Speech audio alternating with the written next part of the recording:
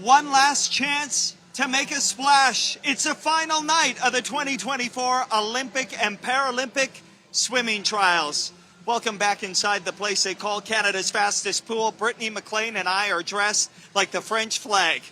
Look at us. And the vibes are nothing but good here on the pool deck. I think there's that last final shot for athletes to qualify for the Olympic and Paralympic team. And the stands are already packed with an hour still to go. Yeah, I was up on the concourse just a second ago. Of course, a long weekend. Happy long weekend to everybody tuning in. The kids are here. They have been inspired all week by these swimming superstars. Yeah, and as soon as one autograph was signed, there was crowds and there was expectation and there was kickboards and caps and T-shirts. And, you know, they'll look back on these moments, hopefully for the rest of their lives, that the chance they got to chat with Penny Oleksiak, Kylie Moss, Maggie McNeil, Josh Liendo, the list goes on. It is a long list. And to that point, and we're awaiting John Atkinson, the high performance director for Swimming Canada. We'll ask him about his thoughts. We know how we feel about this. We'll see how he feels about it. But as an alumni of this program, Britt, what's coming up for you on the final night? Because you just rattled off a list of names. There was a time when this wasn't the case in Canadian swimming. No, and as much as we've talked a lot about those names that we're familiar with, what I'm arguably most excited about tonight is seeing those first-time Olympians get to march out and be acknowledged. Of course, the Paralympic roster will also be announced tonight. And there's nothing like that feeling. I remember I got to stand alongside my sister who qualified for the Olympics the same year I did. So talk about a family memory. We'll see a few family memories tonight. But it was just such an emotional moment for me. And until it's finalized on the night 7, it doesn't matter if you qualified on day 1 or day 4 or day 7. Right. It doesn't really feel real until tonight. And to that point, we'll have a live post-race show tonight as we learn the Canadian Olympic and Paralympic teams going to Paris this summer, representing this country. What an honor.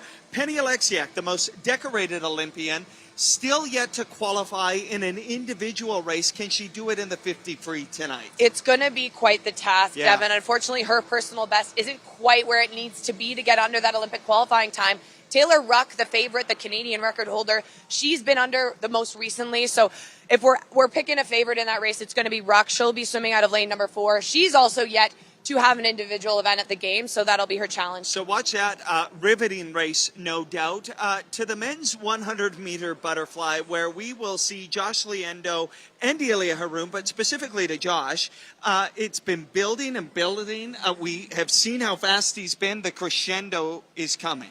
Oh, yes, and he's been waiting for this 100 butterfly all week. Talk about patience. Sets the Canadian record in the 50 free, narrowly misses it in the 100 free, earned his spot in both of those races, but he has been waiting for this 100 butterfly, and it showed because he set the Canadian record in the prelim.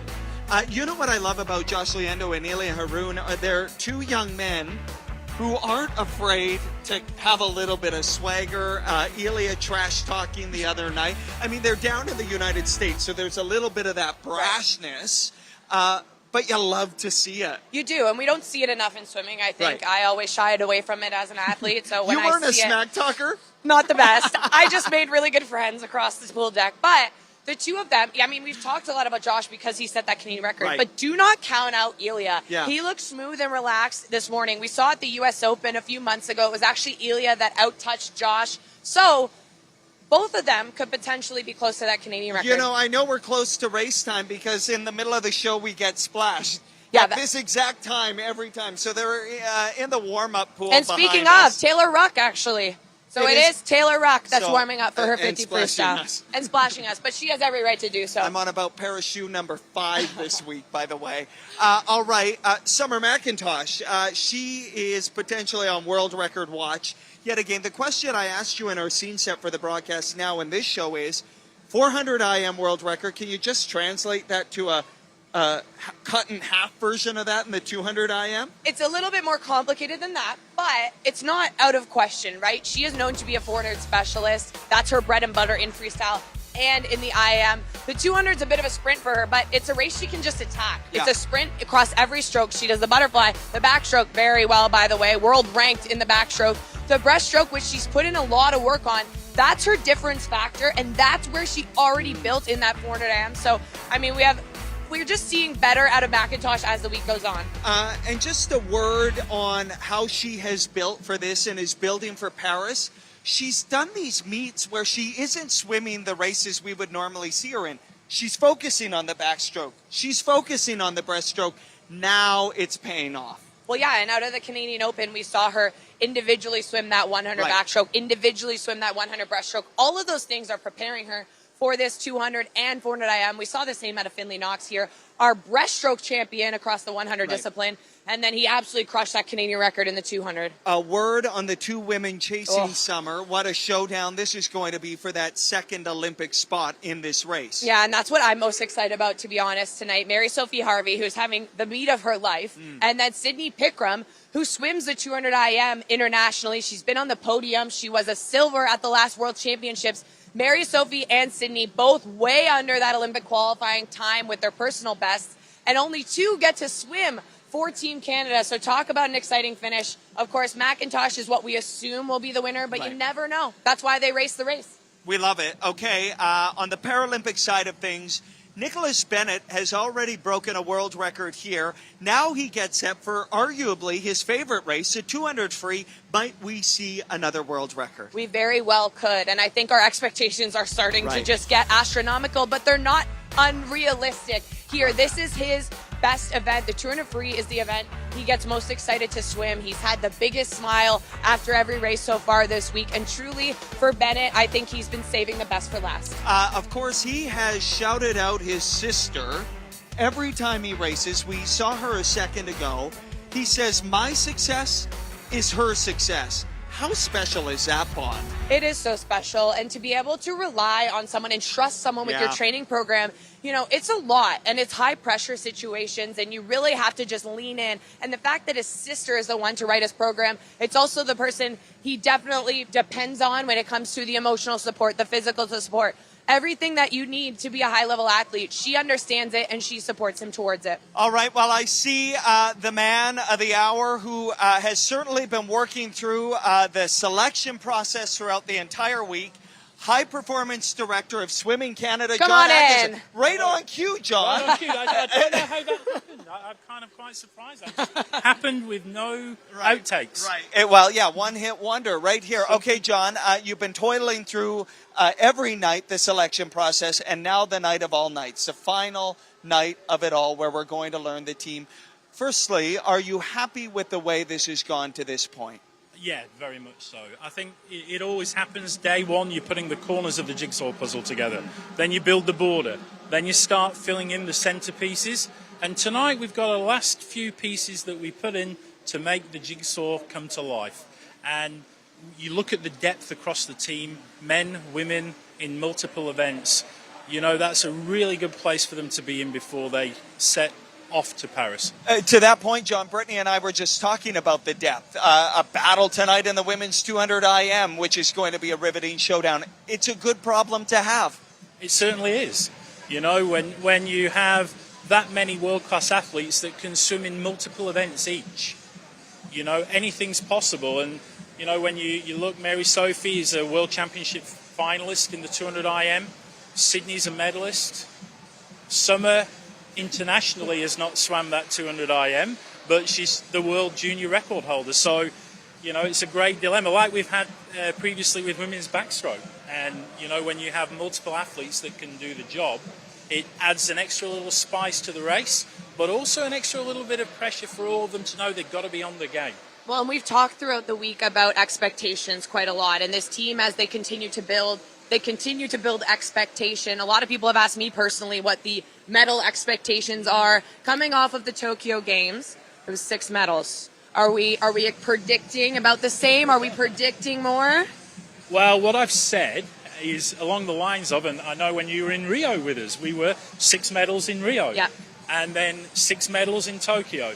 And back to back, that's the best 2 games in Canadian swimming history.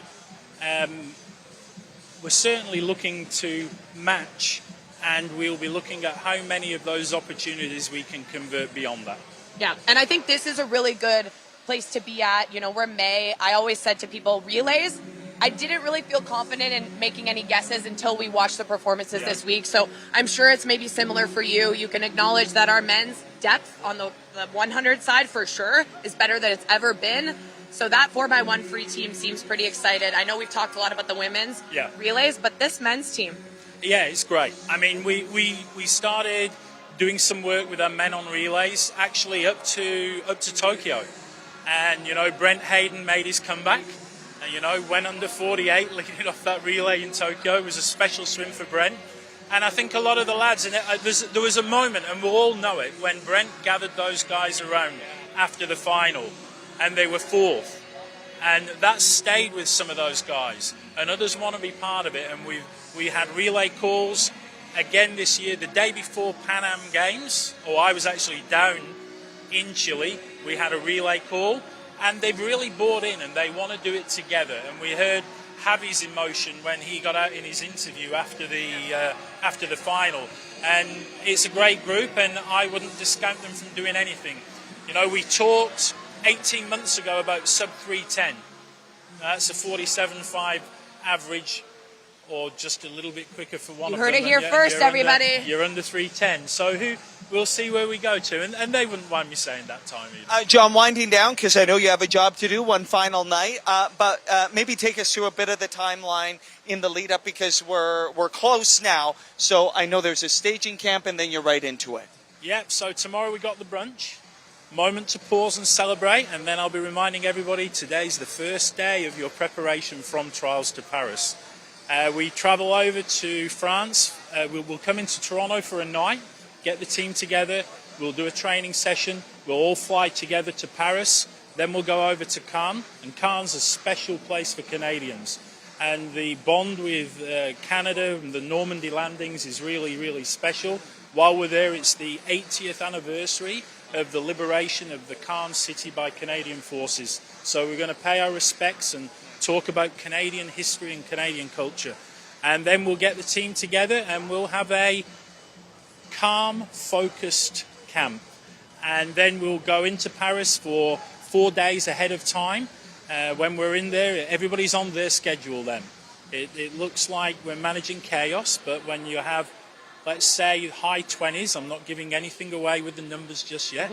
When you have the high 20s there, it's 20 odd athletes all doing a bespoke plan, but being part of a team. We'll do the relay sessions as we normally do. So we get together with them, and then we're into games, and it's 9 days, and it's a 9-day sprint maybe, where we'll get through those 9 days, and we'll see what comes out of the end of it. But I'll be very proud to lead the team. They're a great set of athletes, and I will do whatever I can to help them succeed. Brilliant stuff, John. Congratulations to you, the entire program. One final night, I know, but you have raised the bar. We are all so excited. Good luck the rest of the way. Thank you, best Devin. of luck. Thanks, Brittany. All right. Thank you, John. We'll let you get on with your program, and we'll wind things down here as we get set for the final night of racing. Britt, some last thoughts to you. Well, just as John was talking, that the brunch tomorrow, it really is this first realistic, they talk to you about logistics. They talk to you about travel. Your family and friends get to gather. I also remember getting, you don't get a full kit, but you get the jacket and you get those pieces. It gives me goosebumps thinking about those athletes that are going to get this for the first time. And notably, some that their first games was Tokyo. They didn't get all of these experiences. So for even our returning Olympians, this might be the first moments where they get to celebrate with loved ones. And I'm already just really feeling that excitement. Well, for tonight. I got to say, I was watching you look at John as he was saying that. I almost felt like you felt like, I'm ready to go again. Well, by the way, I went for a swim this afternoon. So if anybody's wondering, I saw a gap in that 800 free and I'm ready. No, I'm kidding. I'm not in good enough shape the for last Canadian record holder next to Summer McIntosh, who just broke it in February, I think. Yeah. You could go. And not quite. But I'm exactly where I need to be. I'm tremendously proud to do this job, but I also am tremendously proud of what they're building here in the pool, and we just can't wait to see the final night. You've done such a great job. Thank you to the fans, of course, for tuning in. One final night of racing, like we said tonight. You'll learn the Canadian team going to Paris, a team so ready to take on the world, the golden generation of Canadian swimming. Watch it live on CBC Sports, CBC Gem, Jason Pratt, Byron McDonald. They have the call. Watch it at 6 p.m. Eastern. And then we're expecting a team announcement. You'll have to stay on your toes between 8:30 and 9 p.m. We'll have you covered. All right. As always, buckle up. Paris in the summer, where hearts turn to gold. It's gonna be a wild ride. Everyone's invited from the city of light, the city of love. Catchberg lets it fly. Gold for Maggie McNeil. And CBC and Gem have you covered. Coast to coast to coast, to the hot Paris sun. The world comes alive in a global act of unity. Julia Grosso to win it for Canada! Canada gold! Nobody will catch him today. Cameron Rogers, the world champion. It all begins July 26th. This is a performance for the history books. Find the light and you'll feel the love. Be the love and you'll see the light. Here comes DeGrasse, accelerating, gold for Canada. It is Summer McIntosh. Summer's gonna be popping. Let's go!